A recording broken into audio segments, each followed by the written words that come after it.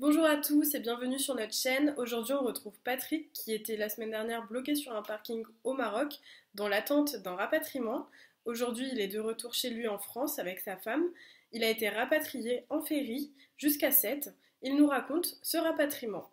L'embarquement que vous aviez suivi, là, on a été répertorié avec une autorisation sur le pare-brise, à mettre sur le pare-brise. Donc on est parti un par un, on a été escorté, bien sûr, on est passé à la douane. Bon, après, l'embarquement a duré un moment quand même, bon, parce que c'était quand même 200 et quelques camping-cars, je crois. Donc, et puis après, la traversée s'est pas mal passée. Bon, nous, on avait fait le choix de prendre une cabine. Bon, ça nous a servi parce que la deuxième nuit, comme on a passé 2 nuits, hein, et la deuxième nuit a secoué un petit peu. Donc voilà. Après, les gens qui n'avaient pas choisi avaient des fauteuils, hein, que vous connaissez peut-être. Donc, on passait les 2 jours sur des fauteuils, et puis il y en a certains qui se sont aménagés des coins pour dormir. Voilà. Bon, c'est un bateau sur lequel il y avait un service de restauration qui était quand même assez onéreux.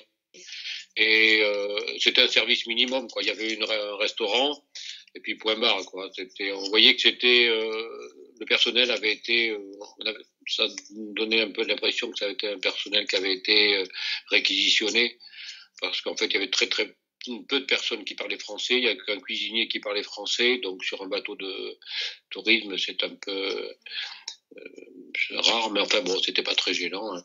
Voilà, donc enfin nous on avait notre cabine qui est tout à fait confortable. Voilà, ça a duré 2 nuits et puis 36 heures ou 37 heures, je crois, de voyage, hein. Donc il y avait, comme je vous l'avais écrit, il y a une infirmière de camping-cariste qui avait été réquisitionnée, qui s'était portée volontaire et qui nous prenait qui prenait la température des passagers 2 fois par jour. Enfin, qui la prenait en théorie parce que c'était un peu compliqué pour elle. Les Marocains, sur les passeports, ils prennent, c'est souvent ça à l'étranger, ils prennent nos prénoms comme des noms de famille. Donc tous les passagers étaient répertoriés d'après les prénoms, donc c'était un peu compliqué. Il y en a qui ont dû passer un peu à travers. D'ailleurs, nous, le premier jour, on n'a pas été contrôlés, on a été contrôlés que le deuxième jour. Voilà.